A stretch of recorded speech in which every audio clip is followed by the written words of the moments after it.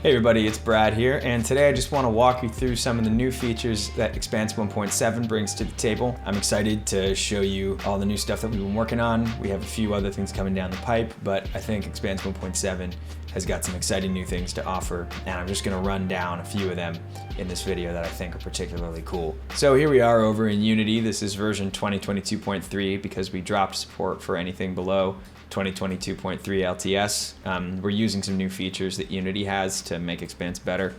And so, yeah. First thing I want to talk about, I'm just going to come over to our Asana taskboard here, is the Skybox Layer system. This replaces the old star and nebulae system. And basically, instead of having bespoke components that are there to render stars and nebulae, we instead just basically have a system that lets you layer together 4 different skyboxes. Those skyboxes can be like driven by a shader graph, like the one in the default example. So these stars are coming from a shader graph material that we set up that looks more complicated than it is. Or they can come from a texture.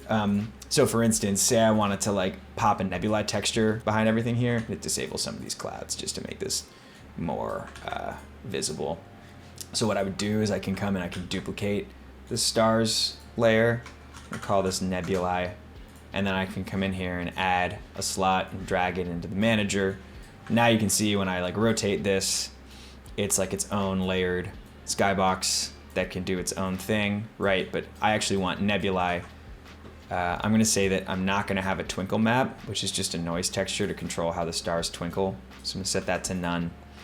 And then over here, let's just find a nebula. I know I have a cool looking one over here somewhere. Oh yeah, here we go.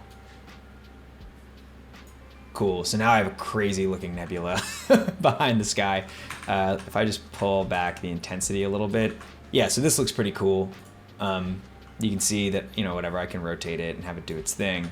I can even duplicate it again and have a different one that's maybe tinted differently.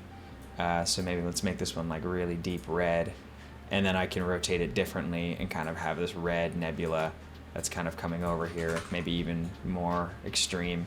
And you can see too, all this stuff will illuminate the clouds. Here, let's make it really obvious. Crank the intensity of the nebula texture up to like 50. You can see it illuminates the clouds and everything. This obviously looks super wonky, but say I maybe brought it back down here, and then I upped the night scatter intensity back to like 0. Maybe even 1 or something. Now it starts to look a little bit more natural. So another cool thing you can do with the Skybox Layer system is actually integrate like static skyboxes into EXPANSE's sky. So you can see here, if I turn off all the EXPANSE stuff, I have in the background this skybox texture, right? That's sort of starting as a baseline, just for kind of maybe I'm trying to do some kind of film VFX thing, or just bake out some static scene or do an animation, right? And then if I just layer fog and the atmosphere on top of it, I can already get a pretty cool looking thing, right? That now kind of better informs the lighting of the scene. And then I can throw some extra clouds on top, and those will kind of integrate pretty well. You know, maybe I can pull the ambient lighting back just a little bit, pull the multiple scattering up.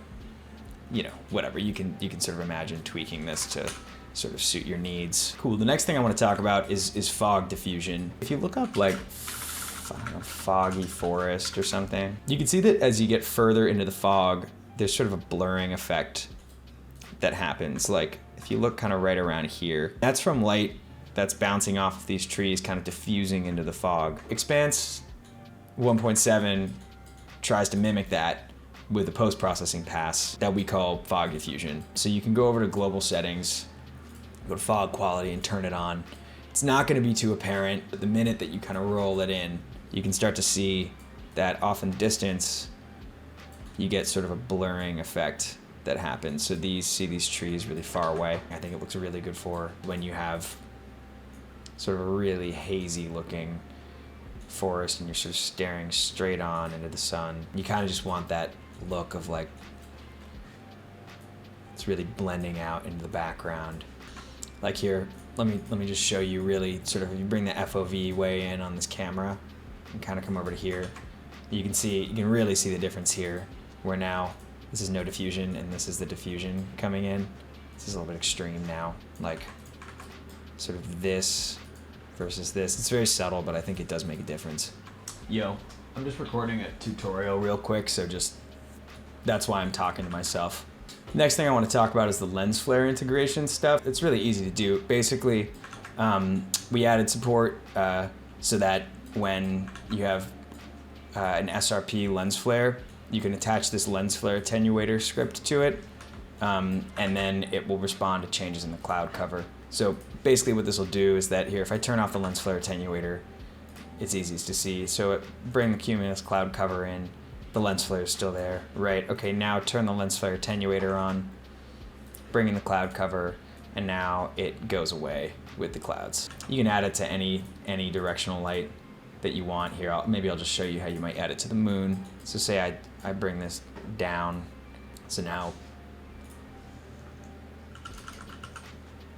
do lens flare attenuator. The target, I'm gonna make just this directional light, this transform. I'm gonna use, let's add an SRP lens flare here and just use some of this data that I have for that. And then if I pop that into the attenuator, I can crank the intensity of the flare, and then you'll see when I use the clouds, come in here, it'll go away, right? All right, the next thing I want to talk about is fog ambient lighting. So we were having a problem before where sometimes the fog during the evening kind of had a weird look to it. This was because we weren't really handling illumination from the clouds very well. Now we actually use an appropriate kind of like reflection cube map that has the clouds composited on it for lighting the fog. And the end result is that now you bring the sun down and the result is a lot more reasonable. It's still not perfect, but here's like, for instance, like without the fog, you sort of get sort of for this evening type of look. The fog now looks more plausible. All right, and the last thing I want to talk about is just multiple scattering for clouds, which is, you know, my favorite topic. We sort of did some work on the multiple scattering model to make it, we think, even more kind of physically based and accurate. If you're just sort of dealing in the realm of this slider here on the creative cloud volume, all you need to worry about is, you really don't need to worry about anything, just let it do its thing. You just have the shadowing parameters and the multiple scattering parameters. But if you want to really dig in,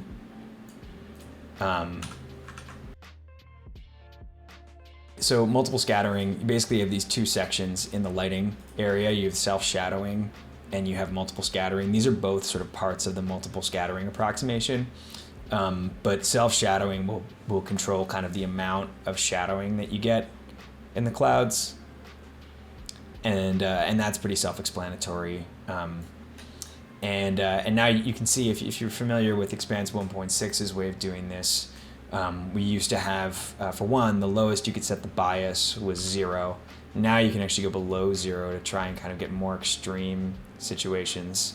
And then there was also a phase persistence control, and that's gone because now we actually use an analytical solution that integrates all orders of multiple scattering, and it's sort of closer to physically based than what we were doing before. It's obviously still an approximation, but it's a closed form approximation to multiple scattering. So the phase persistence control is gone, which doesn't really change the look of anything. And now you can sort of use the receptive field and the multiplier to kind of get a result that you like the look of.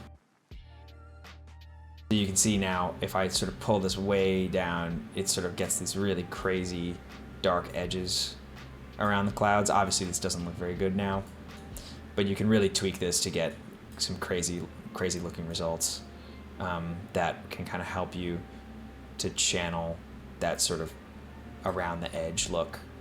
So if I were to kind of tweak this to look the way I want it to, I think I would up the multiplier, rip the density back down to something like here. I'd probably up the bias to something like this. That way you just get a little bit of that edge darkening to just kind of give it a nice sort of, you know, edgy look. Maybe I would multiply through the detail a bit more, and then I would just pull the multiplier down so that these look like a little bit more reasonable in terms of how bright they are. Something like that I think looks pretty good. And then finally, I would up the shadowing, the shadow persistence, just to get some of that shadowing to look decent. And now, I think that looks pretty cool. Yeah, it's not too extreme.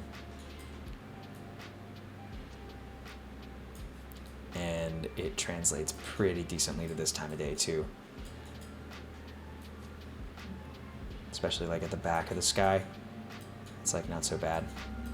All right, well, at the risk of having this video go too long, I just wanted to be a short overview. I'm gonna wrap it up here. But for now, I'll say thanks for watching, and I hope you have a great day.